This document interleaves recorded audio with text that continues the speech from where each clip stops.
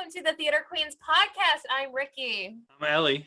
And I'm Elissa. We're going to do a quick dive into the news, a deep dive into a classic musical, and an even deeper dive into Andrew Lloyd Webber's cute side. That's right, we're talking about cats. Yes! Cats. Oh my god. I've been training my whole life for this episode. I have not. I've been training today. Guys, I have thoughts, but first let's get into the news. Rikki? Okay, so again, Broadway still shut down, but more announcements came out. The musical Diana, which they announced a while ago, was going to be coming to Netflix. They officially announced some dates. Ooh. So they're going to be coming to Netflix on October 1st, and then they're going to officially go into previews on Broadway December 1st and then open December 16th. That's fun. Yes, and it sounds like it's like a really cute production. It has Gina Dewell, who I loved in American Idiot. It has Judy Kaye, who's like a Broadway legend, and the music is by David Bryan, who was from Bon Jovi, and he also did Memphis and one of my favorite shows, Toxic Avenger, which is also a crazy, weird show, but that we could get into another time. Yeah, I was about to say. And in other news, I don't know if y'all heard, but Armie Hammer, very much in the news right now. He just got officially kicked out of the production of The Minutes he was in. Shocker. Interesting. Good for them. Bye-bye. Well, yeah, he's a scumbag. Yeah. He said, quote, "I've loved every single second working on The Minutes with the family I've made with Steppenwolf, but right now I need to focus on my health for the sake of my family." No. You're a creep. Stop. Sure, let's go with that. So, cats. All right, so cats. So let's get into our deep dive. Again, this week's deep dive, we are talking about the crazy musical Cats. The Pro Shot is currently available on Broadway HD, as well as the movie, which I don't know if we'd recommend, but the movie is available on various streaming services too. if you want to do that to yourself. I wouldn't watch the musical either. I will say, first of all, we all went to the movie when it came out. It was together. Three. The three of us went to go see the movie in theaters when it came out. Mm-hmm. And that was a totally different experience. I have to be honest. When thinking about the movie as opposed to the musical, I'd prefer to watch the movie. Really? Because the movie was technically bad. The show did well at all the technical aspects, but it failed in a lot of other things, and we will get into it. But what I think you're talking about mostly is like story. Because it's partially story, yeah. Yeah, because the mostly musical story has like a thinly veiled kind of story. I wouldn't even call it plot. At least in the movie, put in a plot though. Yeah, in the movie, which is also like my issue with like the film version of Rock of Ages, where the movie version, they take shows that don't take themselves too seriously, and they're like, we are going to take this so seriously. Yeah, and for the film of Cats, they really were like, we need to put a plot in here, whether there's a plot or not. But it made it slightly better, in my opinion. Anyway, Rikki, let's start with you. Overall thoughts. Overall thoughts of the musical production, the Pro Shot of the London cast. I love it. I grew up watching it since I was a child, dancing around singing those songs. And just the theatrics and the grandeur of like the craziness of the show. And the music is really fun, and it's just very silly. And like a bunch of the characters are very lovable and fun. Y'all are staring at me with the shadiest of shady faces. I'm not trying to be shady. I think there are some lovable characters, but the problem is, in order for there to be lovable characters, there needs to be actual characters. There are characters. Okay. For the most part, the characters kind of establish themselves and then disappear, with the exception of like maybe one or two. Like Grisabella is there throughout the whole thing. Old Deuteronomy is there throughout the whole thing. Other people are there throughout the whole thing. Munkustrap is the main male yes, singer. He's there throughout the whole thing. And there are people who you have like tiny little callbacks to, but the first people have their own song. some of the characters from the first act, Jenny Anydots, pops up in the beginning, and then we never hear from her again. Rum Tum Tugger pops up in the beginning, and then the only other time you hear from him is for Mr. Mistopheles' song. Busterford Jones does not appear again.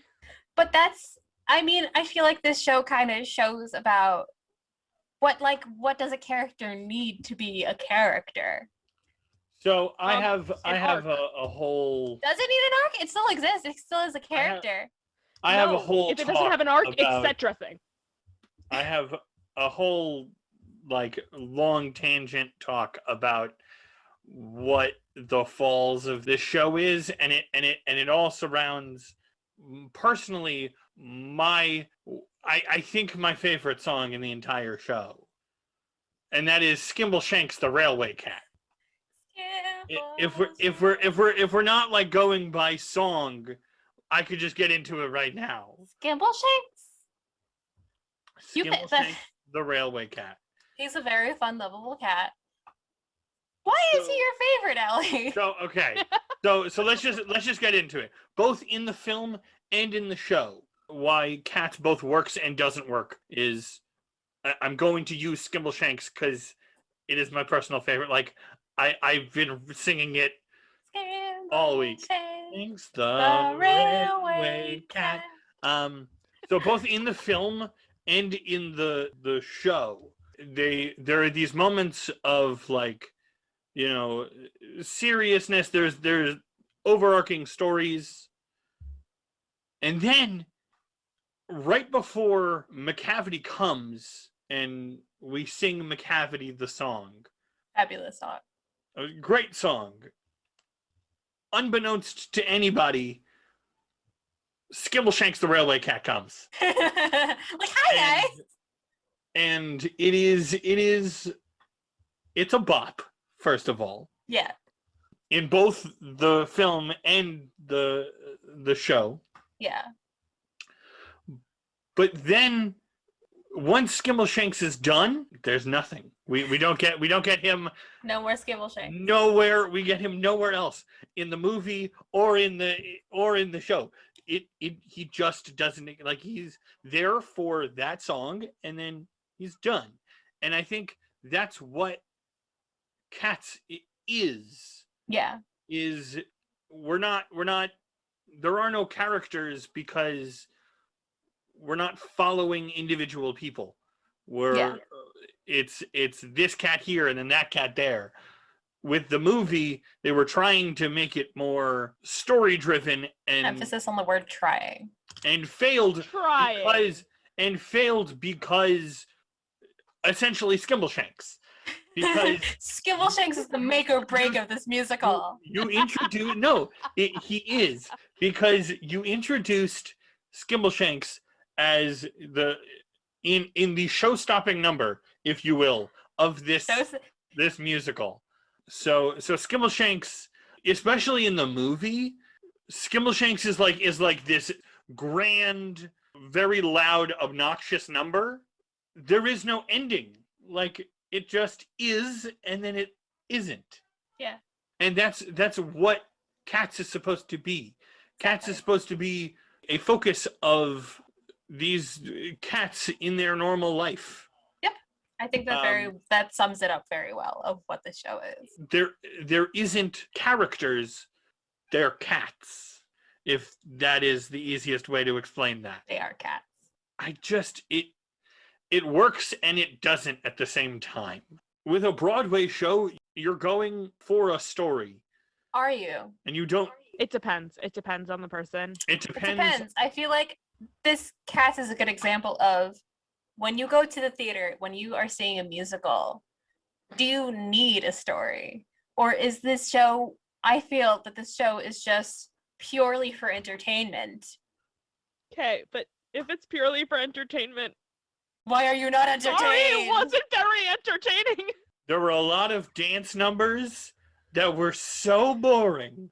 They were not pulled off well. The choreography for this show, I'm sorry. The choreography is like a legendary choreography. It sucks. They're cats. Again, They're cats, I'm going to be saying that throughout the entire thing. It's not supposed to be good. It's supposed to be cats. No, I looked at one of the reviews afterwards.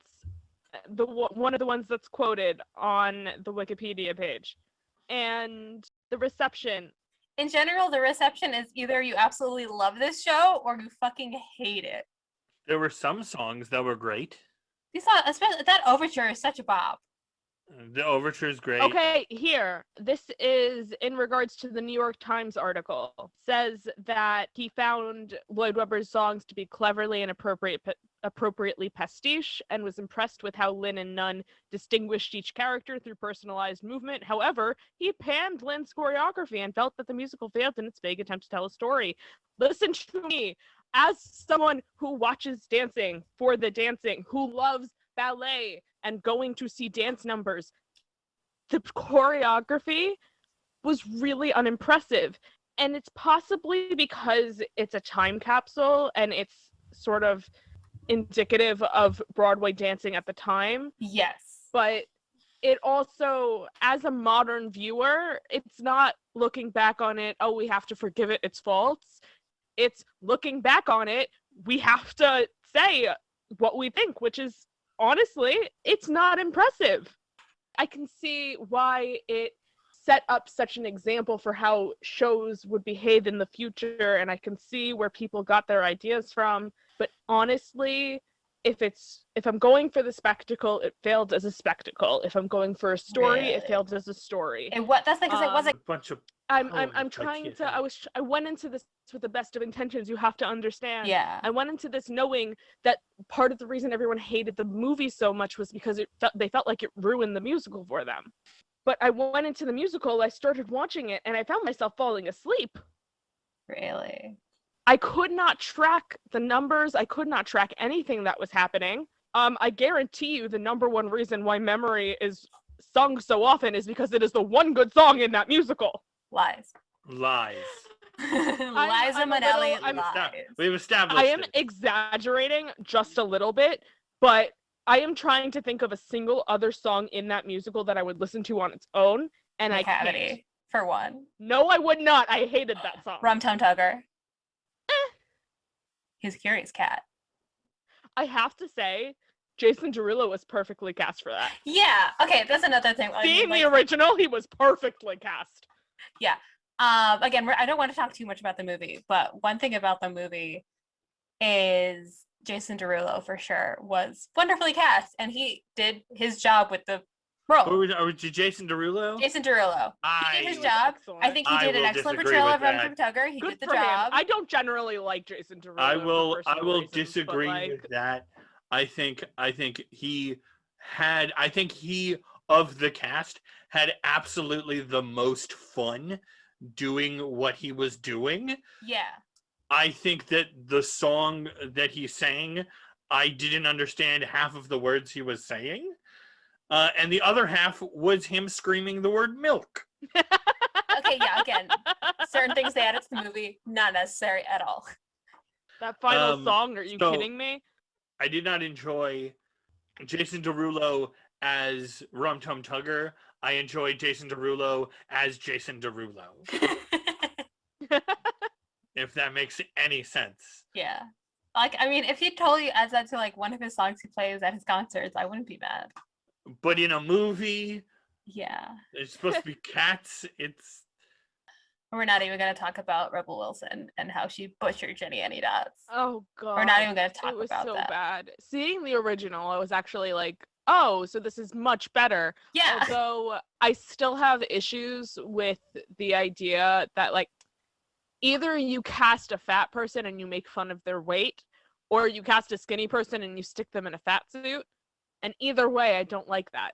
But I think because we're talking about cats, it's a little bit more acceptable. But I'm still watching that kind of cringing inwardly. I see that. So, it's a cult. It's a I am cult. sorry. It I'm absolutely sorry is. if I'm like falling behind on the times and I only just came to this realization and everyone else knew about it years ago. But it's basically just a cult. Yeah. I guess. It is entirely just a cult. No, They- it is absolutely a cult. Okay, They wait. hold old Deuteronomy up as this like godlike figure, And then at the end of the thing, one person dies. It's just a It's cult. a death cult. It's But wait, 100%. It's a death cult. okay, but before we specifically label it as a cult, first we have to talk about what exactly is a Jellicle Cat. Okay, according to Bustle, a Jellicle Cat, the term comes from the poem, specifically Pollicle Dogs and Jellicle Cats. Jellicle Cats is reportedly a contraction of Dear Little Cats, and Pollicle Dogs means poor little dogs. That doesn't explain much, So but that's the answer. Okay, wait, I'm telling you the answer. The answer is it could be whatever you want it to be. it's a cult. I'm a You- cat. You're a if you want- Jellicle Cat. We are all Jellicle Cats. We It's are a cult. Jellicle It's just a Cats. You cult. must be. You could be one. You could be a Jellicle Cat too if you join us. Join our cult. Join our. For a cult. monthly fee of $59.95. You joke, but No, it is. That's kind of just exactly how the entire time I was reading this, I was just, oh, this is a cult. This is it is a. Yeah. But the question is, are they a cult or are they some fictional fantasy creatures? That this is just how that fictional fantasy creature Well, works. As no, we it's a cult. previously established, they're cats But are living they? in homes. Yeah, they're cats in a strangely cult-like scenario. Okay. so these are Living cult in cats. homes. They specifically talk about the different types of cats and how they worked with humans. They are Okay. cats. Okay. They are not some magical beings. They're cats in a cult. In a cat cult. As a costume designer, I adore the excellent. costumes for this show and the makeup design. I think it's so clever. Again, like the little thing I thought the mouse helmet and the little cockroach, whatever things that were a thing. Was that a thing in the show? I don't remember. Yes, it was. That one was fine. The I loved- the mice mask was. I loved how they used those pieces, but those pieces were like made out of junk because they're in a junkyard. Yes. And get all the that little in the things like junk. that, like, okay, it looks kind of creepy having the mouse things, but like if you looked at it, you're like, oh, that's made out of trash. It's very clever. They do that very, very well throughout the entire thing. Anytime that they're using a prop or anything, it's kind of junk. Yeah. And it's done very well. I have to say that as much as I hate the musical and the various parts of it, But it's secretly delightful and you love it. the Tony for the Tony for costume was Very well fairly won. deserved. Yeah. Well deserved. The Let's Rum Tum see. Tugger we talked about. Rum Tum Tugger we talked Rum about. Tum Tugger, all we Isabella's talked first about was that we appearance. love I don't have Jason any notes. Derulo. Well, that was all of her notes. That's all of my notes. Rum Tum Tugger Just- John Partridge. from the Partridge Family. I know, like, the fictional characters that kids are madly in love with growing up are usually like Aladdin or Hercules, but like growing up, I was madly in love with Rum Tum Tugger. That's a little weird. Oh my god, did you see No, that that's number? fair. That's fair. Oh my god, the sexiest of all the cats. He is. Is it partially because of the leotard? Maybe, but It's the leotard. No, it's his whole like persona. his whole persona, Aura. all his confidence. He's a curious cat and he'll do whatever he wants. You give me this, I'll give No, you that's that. fair. He was Ooh. sexy. He was sexy. The thing that the one I found most sexy, I can't remember if it was Jemima. She's the one who looks just like Demeter and Bumblearina and Rumpelteazer. They all look alike. Lies. As a person who knows all the costumes and all the names. Who are you I talking? know, but as a person who was just watching it, I could not tell the difference between them.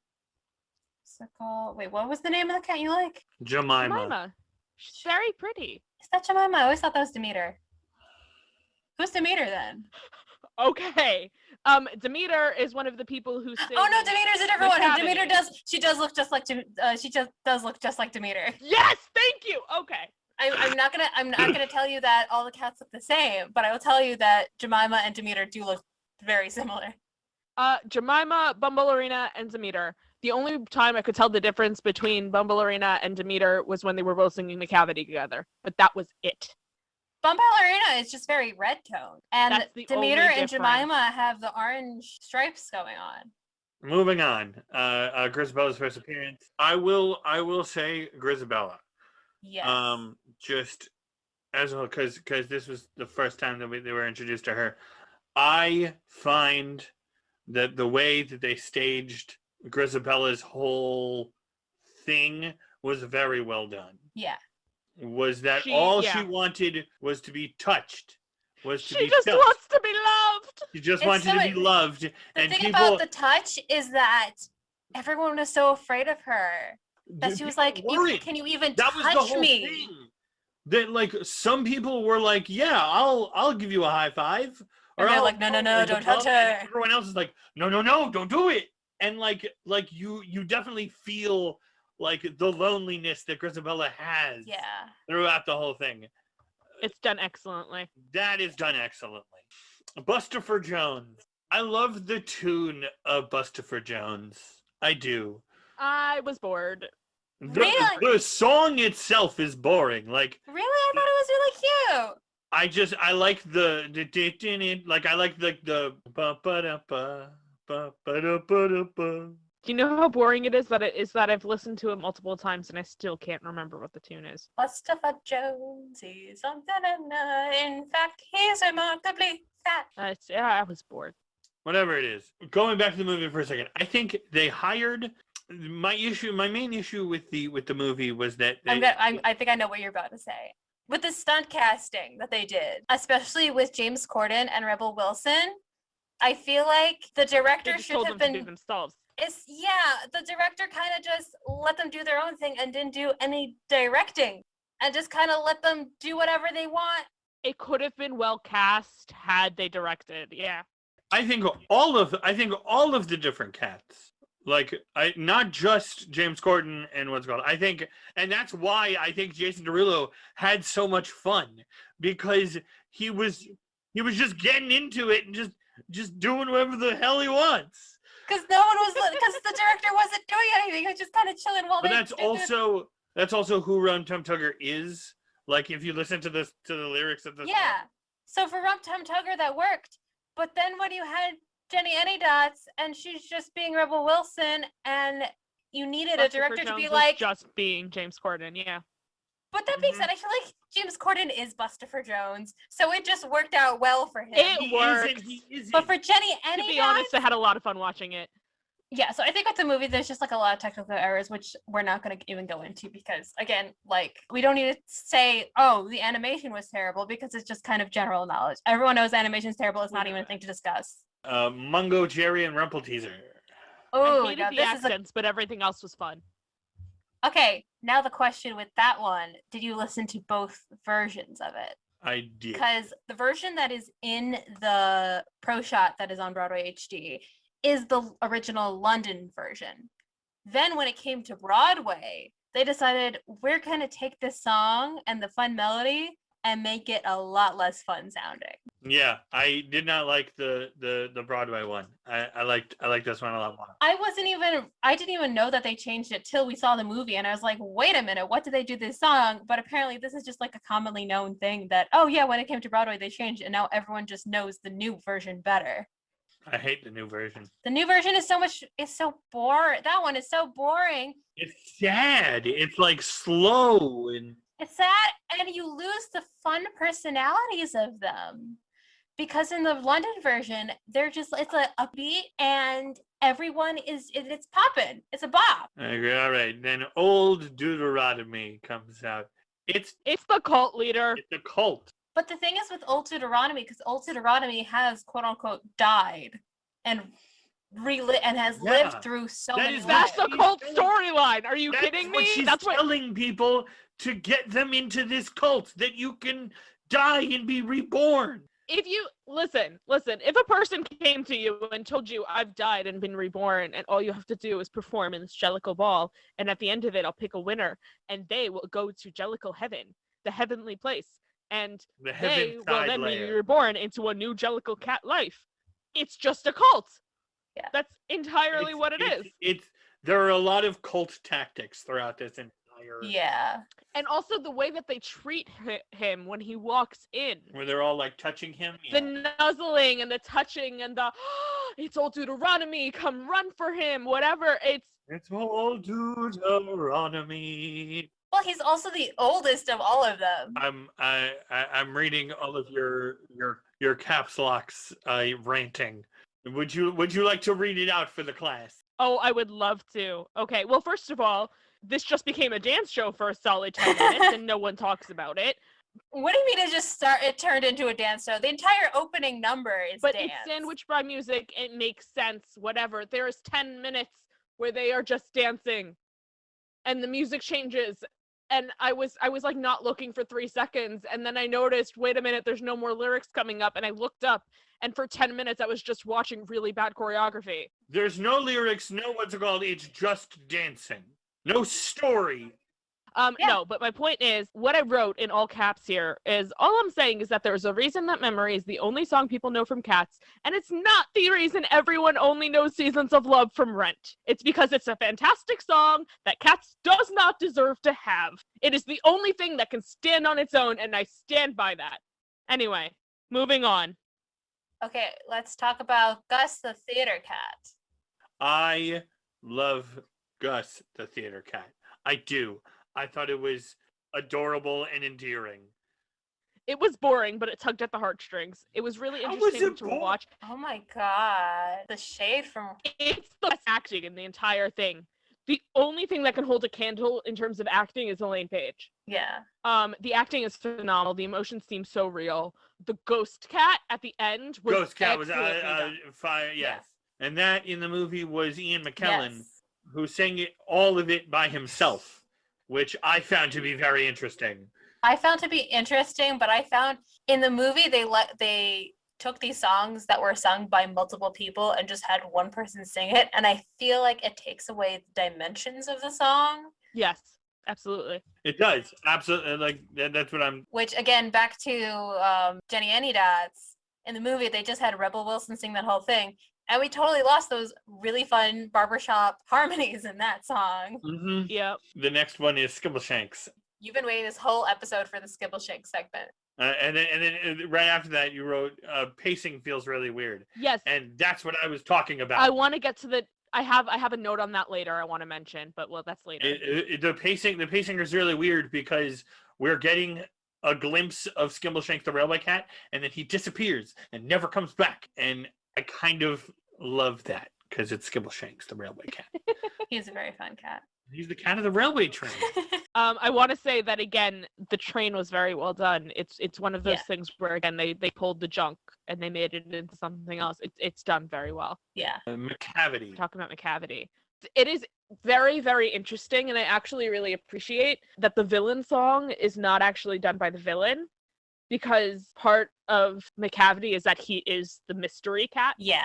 He's the mysterious McCavity, and so to not have him have a voice throughout the entire thing except the evil laugh, it feels very classic villain, Yeah. but it also feels very appropriate, and I think I like that they followed through within the music on their theme of having him be this complete mystery, Yeah. because the only thing we hear about him is from Demeter and Bumblearina, and it's done very well. Yes. And then we get into the fight scene, which is strange because all of a sudden it's a ballet dance show again, and I was not impressed. I loved it. I thought it was so great. But we already know I have issues with the choreographies. But I think the choreography for that segment was very well done, and it was, again, the show is very visual, Yes, and I think for the audience it really told the story it did its job. I was just unimpressed. well did. My standards are a little too high. Mr. Mistopheles. Mr. Mistopheles, first of all, every time I hear his name, all I can think of is the song Love Runs Out, because they mention Amistopheles. And his name is a direct reference to the demon. Yeah. Really? Yeah, which is like the whole idea of him being an illusionist is supposed to also be a reference to the fact that the cat is a demon. But they sanitize it a little bit because he's A lot of it. entirely. It goes with the cult theme. It does go with the cult theme. Which I find that very interesting, because in this show, he's kind of like, yes, he's an illusionist, but he's still like a very nice guy, and everyone likes him. Yeah, He has a light up outfit. great. Wait a minute, we could talk about this, because I remember in our last episode, we were very much talking about who are the hero, who are the villains. If we're gonna call old Deuteronomy the cult leader, does that make him the villain? No. And does that then make McCavity, who's trying to get overthrow old Deuteronomy? Is he secretly the hero? To some extent, yes. I love that idea. Hot takes. It's McCavity's very obviously the antagonist, but Deuteronomy is kind of the villainous character to some extent, which is very interesting. I love that idea. First of all, memory, we have to talk about it, because how in the world can anyone hear the climax of that song and not be affected by it? I had literal chills. Touch me. Yeah, because again, with that song, by the time she gets to touch me, she has been saying about how hard everything has been, how rough her whole experience has been, that she's been so ostracized from all of the cats. And Grisabella feels like the hero. She has the most story, the most arc. She's the one you come back to and you want to see more of. She's the one who gets some sort of closure by the end. And I mean, it leads me to my biggest problem, which is, if winning the Jellicle Ball is just essentially dying, then how sad is it that Grisabella wins? I mean, I want to clarify something. Within the story of the show, when you go to the Heavenside Layer, it's not supposed to be specifically dying. It is supposed to be you are now moving on to your next life as a cat, because cats live multiple lives. No, which is true, and I appreciate that. But my point being that she suddenly managed to get everyone to love her. And now people are touching her, and she kind of doesn't get a second to appreciate that before she's being ushered on to the next world. And it feels a little bit empty. Well, I mean, this is a very grand honor that they are giving her. Which is true, but I just wish that she had a little bit more time to appreciate. So as someone who gets that the fact that she doesn't kind of get the time to appreciate everyone touching her, I feel like that'd be a very different musical. No, but appreciate just physical affection in any way, especially for a cat. I think she does. It doesn't feel like enough, but yes, the touch is important, but also the acceptance, and you could see that how she feels about now finally, after all this time, being finally accepted by all the other cats. No, that's true, and you're right. It felt a little bit empty. Not completely, but a little bit. Also Elaine Page. Yeah. Elaine Page is... she was fantastic. Fantastic. Okay, we are quickly running out of time, so I just wanted to make two more points, technically.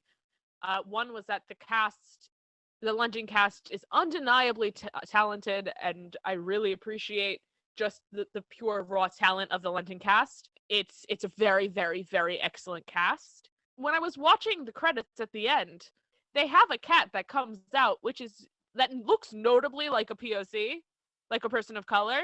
Yeah. And it's named Exotica.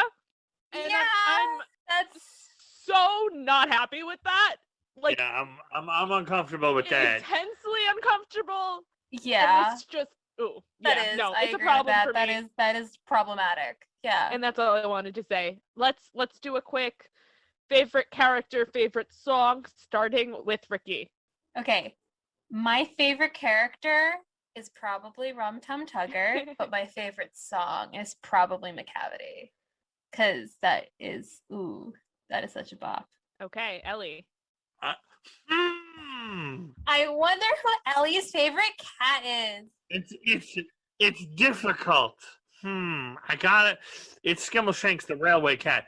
1,000% it is. Both song and character. Cat.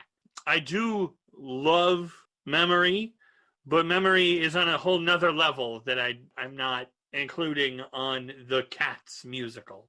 So yeah, Skimbleshanks and Skimbleshanks. Okay. And then as for me, my favorite song is obviously Memory. I think I've said that for 40,000 times, but if we're going to disregard Memory because of its otherworldliness, I think my favorite is probably ooh, interesting. I can't think of one off the top of my head. No, I can. Mr. Mistopheles. I love that song. It's so cute. It's oddly placed, but it's really cute. It is really cute. I feel like if you edit that right, you could probably make a 6-hour repeat version of that song of them just singing that same line over and over again. I need to go online and see if that exists. Otherwise, someone needs to make a 6 hours of Mr. Mistopheles video. It probably does. And then as for my favorite, I mean, Grisabella, obviously, but I also want to take a moment to appreciate, yet again, the beauty that is Macavity as a character and as a mystery, and had the way everything is balanced with him as a character is done very well. Also, let's appreciate Jemima just because she's stunning, but like that's a different story. That's not character. And let's appreciate that Macavity is not naked Idris Elba. Oh my god. Yes.